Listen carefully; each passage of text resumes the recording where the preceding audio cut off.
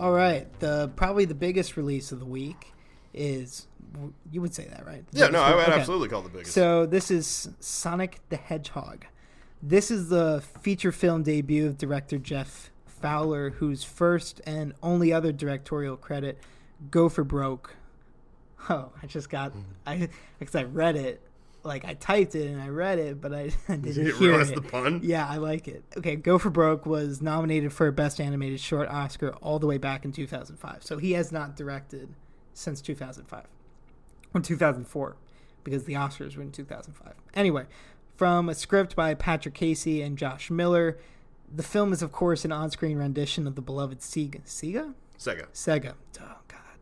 Sega video game series, which we both played growing up, though, as we found out, on different platforms. So I played it on the iPod Nano, that square iPod Nano, and Eric is already really upset. You played on the regular Sega Genesis, because I'm an old man. Anyway, it more than stars Jim Carrey, but its narrative is driven more by the performances from James Marsden, Tika Sumpter, and the voice of Ben Schwartz. So the overarching debacle surrounding this film was the extensive redesign of the Sonic character after its first trailer. You know, at least it wasn't like Cats, where there was a horrible reaction They did to it in the middle of the movie. and they released it and then went back and changed it. Yeah. These guys released the trailer early enough, got the response, and completely redesigned the character. Pulled the movie. It was supposed to come out last year, and then they put it out in 2020 wow, instead. Has it been that long? Yes. No, I'm 100% sure. Oh, it was supposed to be in 2019, but it's not like it was a whole calendar year ago. No, but it was like 4 or 5 months ago. No, it's pretty close.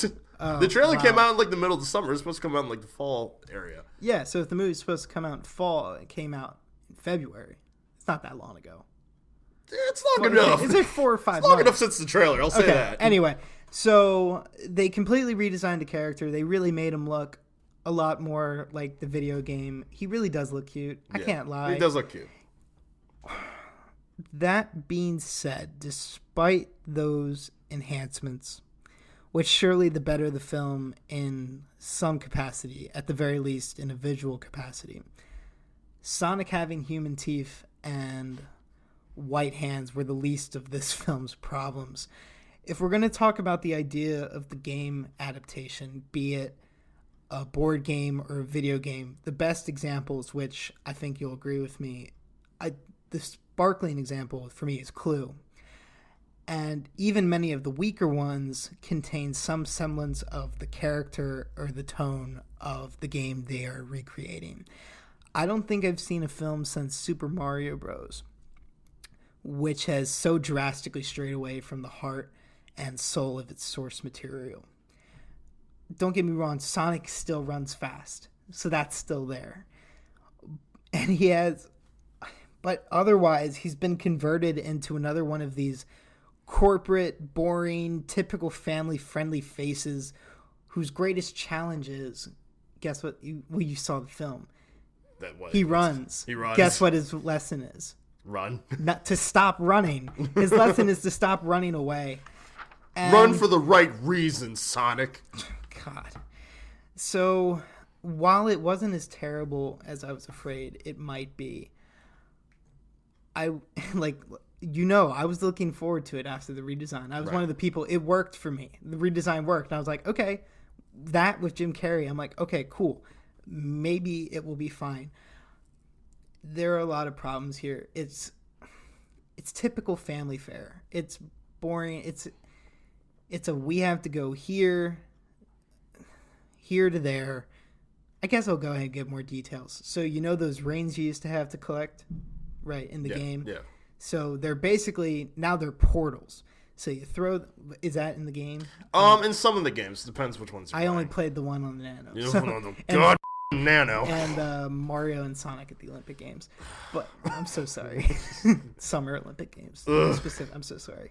But now, whether or not they're in the game, that's to be confirmed by some other people. If you have a problem, email us. No. I got to plug this email. We need to do as many as possible. But there are portals, and he gets shot by a tranquilizer by the main character, and he drops the bag of reins in San Francisco. So now they have to go to San Francisco, where the main character, who's a cop who just accepted a promotion in San Francisco, his wife is there. There's all this. He has to decide whether or not to stay in his hometown or like where he grew up and his family has a law enforcement legacy, all of this, or go to San Francisco. He wants to save a life, basically. Very strange. There's like weird things with bucket lists, and it's just really unappealing overall. That being said, the most fun you have during this movie is watching. So Jim Carrey is playing Dr. Robotnik. I pronounced that correct. Yes. Okay, Dr. Robotnik. And this is really a fun performance. Like I said, it more than stars Jim Carrey. Yeah. But because of his character, he's hired by the government because Sonic blows his cover on Earth after one very depressing day, I guess. He just couldn't take it anymore. And he blows his cover. The government's like, oh, this is a terrorist attack. They send Robotnik out there to investigate, who's super tech. He's like a super techno guru, tech mogul, right? Yeah. He's more robot than man at that point. At that point? Yeah. Okay. Like he finds more enjoyment out of basically being around technology than he does around people.